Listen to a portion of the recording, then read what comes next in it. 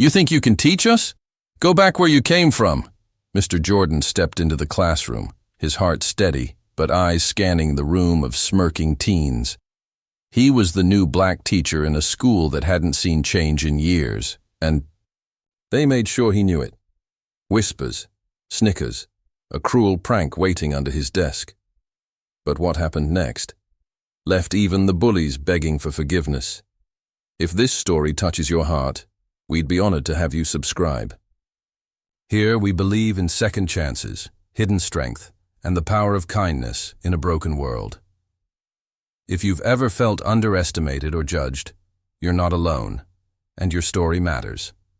Hit that button. Let's walk through these stories together.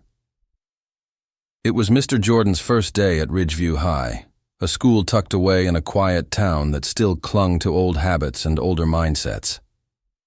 He arrived 15 minutes early, dressed in a crisp navy suit, his shoes polished to a shine, and his lesson plan folded neatly under his arm. He paused outside room 217, took a slow breath, and opened the door.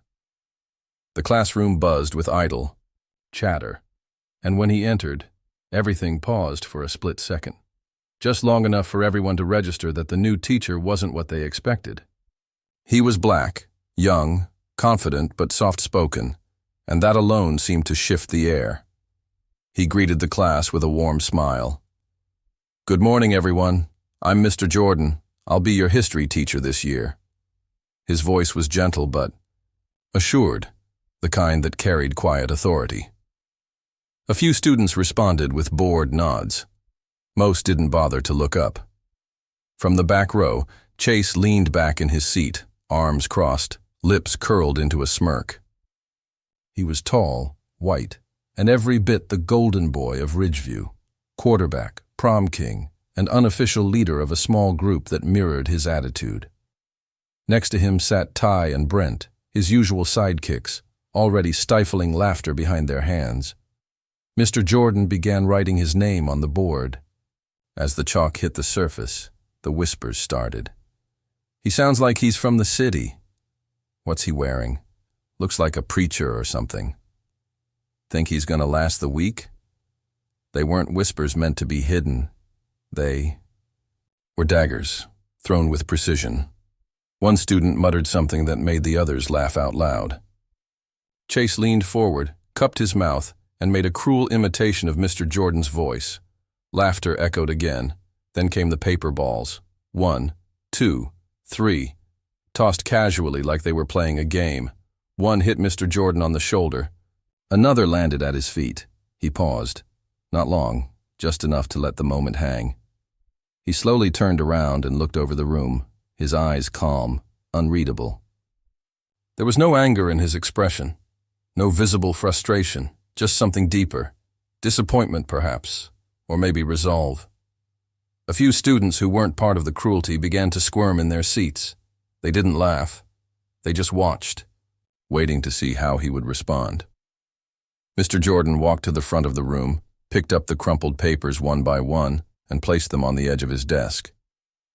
Then he turned, erased the half-written name on the board, and started over. His movements were slow, intentional. When he finished, he faced them again, still with that quiet calm. "Let's begin," he said softly. Something about those two. Words silenced the room. There was no raised voice, no threat, no power play. Just a presence that demanded attention in the most unexpected way. And though the bullies laughed again, less loudly this time, something in their eyes said they felt it too. They had tried to humiliate him, but Mr. Jordan hadn't come to fight. He came to teach. And that, somehow, made them uneasy.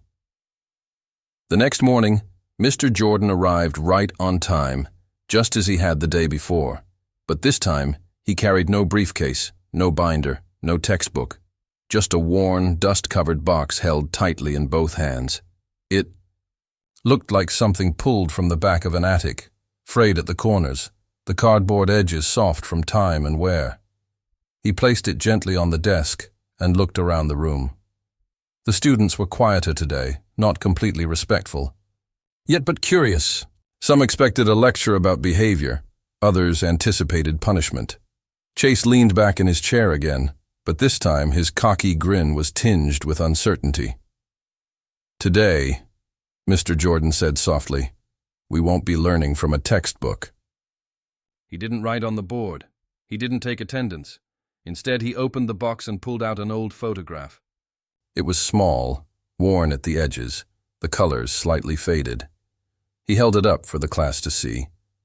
It showed a little boy, him, age 9, with a swollen eye, sitting alone in a dimly lit school hallway, his tiny frame hunched and his face streaked with tears. "That was me," he said, his voice calm, not theatrical. "After a teacher told me I'd never make it out of the projects. After some boys kicked me to the ground because I talked too proper and liked books more than fights." The room fell into a stillness that felt heavy. He pulled out another photo. This one was brighter, newer. Him, wearing a cap and gown, standing on a stage, holding a diploma. "And this," he continued, "was me graduating top of my class, against the odds, with no father at home, with a mother working 3 jobs to put food on the table. I studied, by candlelight sometimes, but I made it." Then came another, him overseas, kneeling beside a group of young children in tattered clothes, smiling through dust and heat. "This was me teaching in war zones. I was helping kids learn how to read in refugee camps. We didn't have books sometimes, so I'd write entire lessons on the dirt with sticks." He paused and took out one last photo. This one was blurry, taken in a dim hospital room. He was holding the hand of a teenage boy, his student, pale and tearful. And this was me holding a young man's hand after he tried to end his life. He thought he was worthless because no one had ever told him otherwise. I told him the truth, that he mattered, even when he didn't believe it himself. By now, the classroom was silent. The air had changed. No one laughed. No one even looked at their phones. Eyes were locked on the man in front of them, who had, in just a few minutes, pulled back the curtain on a life far more complex than any of them had imagined. Chase, sitting at the back, shifted in his seat. His arms were no longer crossed. His eyes were red. Mr. Jordan looked over the class, his expression unwavering. "You judged me because of my skin, my voice, my clothes, but you never asked where I came from, or what I carry." The words didn't echo, but they landed hard. A tear slipped down Chase's cheek. He didn't wipe it away. No one moved. No one whispered. For the first time, they weren't looking at Mr. Jordan as a stranger.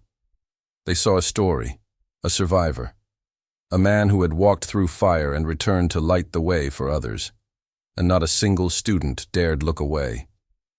By the end of the week, something unspoken had settled over the classroom like morning fog, soft, quiet, and heavy with change. It wasn't dramatic. No bells rang. No grand speeches were made. But something had undeniably shifted. The cruel laughter was gone. The smug grins had faded. The seats that once bristled with judgment now held a cautious, respectful stillness. Students who once scoffed at Mr. Jordan's presence now arrived early, sitting a little straighter, eyes fixed on the man they once mocked. Mr. Jordan never raised his voice. He didn't call anyone out by name. He didn't repeat the pain he'd already shared. He just kept showing up, calm, composed, compassionate. He taught history like it was alive, full of lessons they weren't used to hearing. Not just about wars and leaders and dates, but about dignity, truth, resilience. He told stories of the forgotten, of people who weren't in textbooks, but who had shaped the world with silent courage. The kids began listening, really listening, as if they finally understood that what he was offering wasn't just education, but something far deeper. And then, slowly, it happened. It started with Sarah, who usually stayed quiet in the back corner. One afternoon, as the bell rang, she lingered by his desk. "I just wanted to say, "I'm sorry," she said, barely above a whisper. I laughed. When they did. I didn't mean to, but I did. And I felt awful afterward. Mr. Jordan looked up, his expression gentle, as if he had expected this moment not with pride, but with patience. "Thank you for telling me," he said simply. She nodded and left, shoulders a little lighter. The next day, it was Ty. Then Brent. One by one, the students came, not forced, not embarrassed, but humbled. They apologized. Not all at once, not in rehearsed phrases, but in raw, unpolished honesty. "I didn't get it," one said. "I thought you were just trying to prove something." Another admitted, "I thought if I laughed it would make me belong, but it just made me feel smaller." Each time, Mr. Jordan responded with the same quiet strength, not with shame, not with lectures, but with open eyes and an open heart. "What matters," he told one student, "is that you recognized it. That's where growth begins." He never demanded remorse, never asked for apologies, but he accepted them all with grace, as if he was holding space for something bigger. Then regret, redemption. And then, finally, Chase came. It was Friday. The final bell had rung. The classroom was nearly empty, just the sound of chairs scraping and voices fading down the hall. Mr. Jordan was packing up his materials when Chase appeared in front of his desk, his usual swagger nowhere to be seen. He stood still for a long moment, eyes lowered, fingers fidgeting with the hem of his sleeve. He looked like a boy, not the quarterback, not the leader of anything, just a kid trying to find the right words. "I'm sorry, sir," he said, voice cracking. "I thought—" He shook his head, at war with himself. "I don't even know what I thought. I saw someone different, and I assumed the worst. That's on me." Mr. Jordan studied him quietly. There was no triumph in his gaze, no sense of "I told you so," only something steady, something human. "Forgiveness isn't weakness," he said after a long pause. "It's choosing to see the person beneath the pain." Chase looked up, tears forming, not from shame, but from release. He had never been taught how to face his own ignorance. No one ever told him how to own harm, only how to hide it. And now, here stood a man he had once tried to humiliate, offering him a way forward, not through guilt, but through grace. Mr. Jordan reached out and placed a hand on his shoulder. "What you do next, that's what will define you." Chase nodded, unable to speak, and walked out the door slowly, like he was carrying something heavy, but finally bearable. The following Monday, something extraordinary happened. Not a performance, not an announcement, but a gesture so quiet it shook the entire room. Chase arrived early. He stood by the board as students filed in, and when Mr. Jordan entered, he turned and handed him a sheet of paper. It wasn't homework. It was a handwritten letter, one page, no edits, no corrections. Mr. Jordan read it silently. It began with a confession and ended with a promise. "I want to be better, and I want to help others be better too. You taught me more in 1 week than I've learned in all my years at this school. Not just about history, but about who I could be." After that, Mr. Jordan never had to ask for respect again. He had earned it, yes. But more than that, he had given something most teachers never have the chance to. Transformation. He didn't just discipline a group of kids. He didn't humiliate them back or return pain for pain. Instead, he showed them the weight of empathy, the strength in humility, and the freedom that forgiveness can bring. Not because it's deserved, but because it's human. That classroom changed in ways even they couldn't fully articulate. Students started speaking up, not just to answer questions, but to tell the truth. Discussions became deeper. Essays became personal. Eye contact returned. Laughter too. But this time, not cruel. This time, it came from a place of comfort, connection, even joy. Mr. Jordan continued teaching with the same soft voice and unshakable presence. He never once mentioned the first day again. He didn't need to. The lessons had taken root, not just in their minds, but in their hearts.